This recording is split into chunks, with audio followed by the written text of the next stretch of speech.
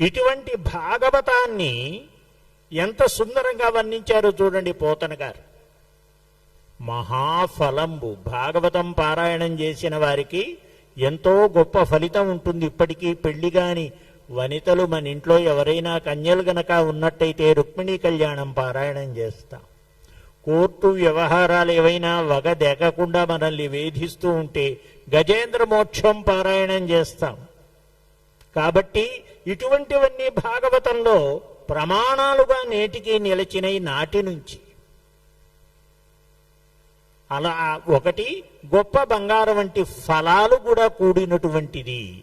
విమల వ్యాస వాలంబునై, ఎంత గొప్ప చెట్టుకి అంత ఆవరించి ఉంటుంది. క్రింద భూమిలో ఎంత కైవారం ఉంటుందో, వయస్సు ఎక్కువ కలిగినటువంటి చెట్టు. అందుకనే మనం వృక్షాన్ని ఎప్పుడు కూడా ఛేదనం చేయకూడదు అంటారండి. ఎందుకంటే వంశవృక్షం ఎదగదు అని. ఎందుకు? వృక్షో రక్షతి రక్షిత.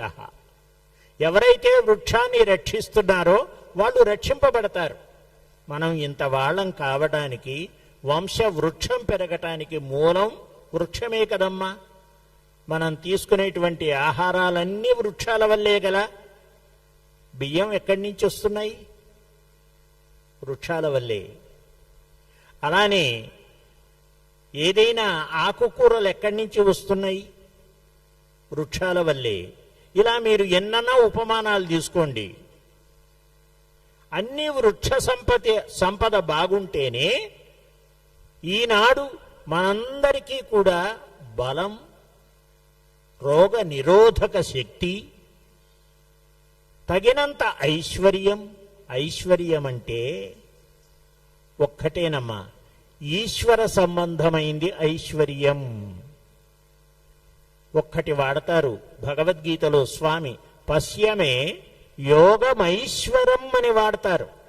నా ఈశ్వర సంబంధమైనటువంటి రూపాన్ని మీరు చూడమని వాడతారు.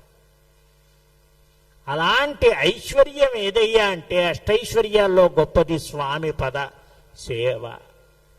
మహారాజులైన కృష్ణరాయలు కూడా, స్వామి ఇంత అధికారాలు నాకు అప్పచెప్పావు కానీ నేను చేయలేనయ్యా, నీ పాదాల ముందు నీ పదద్వంద్వనయ్యా ఈ బాధ్యత అంతా అన్నాడమ్మా. రాజ్య పరిపాలన వచ్చినంతనే గర్వించలేదు. కారే రాజులు రాజ్యములు గలుగవే, గర్వోన్నతించెందరే వారేరి సిరి మూటగట్టుకొని పోవంజాలిరే.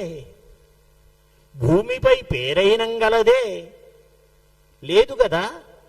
ఏది నిలిచిందండి? పరమాత్మ సేవ కోసం ఆలయాలు కట్టించి ఇలా నిత్యోత్సవ పక్షోత్సవాదులన్నీ కూడా తీర్చిదిద్దిన కారణంగా కృష్ణరాయుల యుగం స్వర్ణయుగం అయింది. కాబట్టే ఖిలము కాకుండునది సత్కృతి కూడా ఒక్కటి. ఒక గ్రంథం ప్రచురణం చేయిస్తే, ఒక కావ్యం గనక మనం రాసినట్లయితే అవన్నీ ఈనాటికి మీ ముందు ఉంచింది. ఇప్పుడు భాగవతం ఎప్పటిది? ఏనాటిది? పోతన గారు ఏనాటివాడు? ఆనాటి ఆ పోతన గారి భాగవతాన్ని మనం భాగవతం అని చెప్పేసి అలా సుస్థిరం చేశారు. ఇక్కడున్న మహానుభావుల విలువంతా గమనించిన వారు ఆలయాలు కట్టించారు, తోటలు నిర్మాణం చేశారండి. అలానే భాగవత వైజయంతి చేశారు.